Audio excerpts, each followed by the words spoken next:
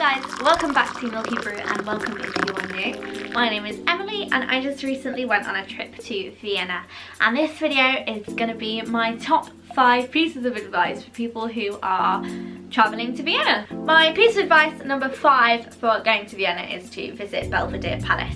If you're a museum person, you will love this even more because it is basically a massive museum. I think there's actually multiple museums, but even if you're not, if you're like me, Belvedere Palace is still an absolutely beautiful palace with some gorgeous gardens. If you're in Vienna, it is definitely worth a visit. My 4th piece of advice if you are travelling to Vienna, I lost my 4-day travel ticket on literally the first day. Like, we got to the train station, I at some point then dropped it and was looking for it the next morning and couldn't find it anywhere. So I went the whole trip without the travel ticket and nobody checked. I then googled it and it turns out that Vienna runs an honesty based policy. They do not do ticket checks on public transport in Vienna. My 3rd piece of advice if you are travelling to Vienna is, if you are not a museum person, take a boat trip and go to Bratislava for a day, unless you're already heading to Bratislava on your trip. Vienna is a lot of history and a lot of museums and pretty palaces. It is beautiful, but that's kind of all there is to it. It's not a city made for youth travellers.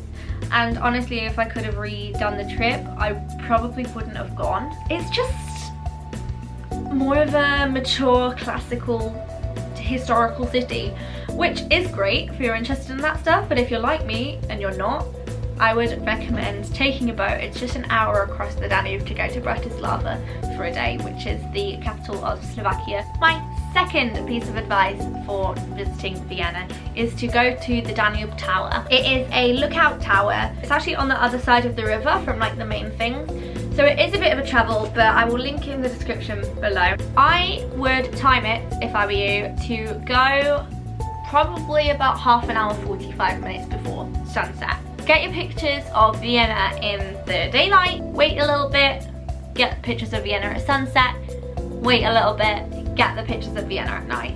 It's probably about a 2-hour trip, I would say. There is a photo machine in there, of which we had loads of fun using. There is a restaurant and cafe as well, but I have a feeling you have to make bookings for that. It does have railings, but honestly, it's so gorgeous you won't even think about it. And I stuck my camera lens out the railing. My number 1 and final piece of advice for visiting Vienna, go to the Stevens Cathedral and get on a bike taxi. We got on an amazing bike taxi. I think we just got really lucky, but we got on the carts that had flowers on them. They were really beautiful and the cyclist was behind us, and that is quite rare for all the bike taxis. A lot of them are the cyclist is in front. We got an amazing guide called Luca, and it was 40 euros for half an hour, and me and Hannah went on it, so it was 20 euros each, and we went on a half an hour bike tour of the city and we got to see absolutely everything we needed to see in Vienna. Obviously we didn't get to go into any of the museums, but we did not care about that. He was giving us all the history, he was giving us the information, he was taking us to like the most popular places. He was just absolutely amazing, and so was the experience. It was just such a good, convenient way of seeing all of Vienna in half an hour. Obviously it's not all of Vienna. Seeing lots of Vienna, learning about the history. If you're under 19, most of the museums in Vienna are free or a reduced price. Me and Hannah both thought that the 20 euros each we paid was absolutely worth it. Honestly, when we were in Vienna, we were a bit lost. We didn't really know what to see. We didn't really know what to do. The public transport in Vienna is not on Google Maps. Not Google Maps, Apple Maps, that's it. So if you were looking for public transport, you would not be able to use your iPhone Apple Maps. It has stations, but not the lines, not where it goes and that sort of thing. So Hannah would have a list of all the stations and the lines and which station they stopped at, and I would find the nearest station to the thing we were going to see and just sort of guess it that was the nearest, and we would figure it out from there.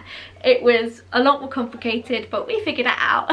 And that brings me to the end of my advice for visiting Vienna. It was a kind of different layout to Budapest because this is more advice rather than top 5 things to see and do. Honestly, because I couldn't think of my top 5 things to see and do. Don't go there expecting it to be cheap, because it is so expensive. I hope that helped you. If you enjoyed this video, do go check out my channel, see what I'm about. I'm kind of a mess, but it's fun, you know. And if you like my vibe, then do subscribe, and I will see you in my next video. Bye guys.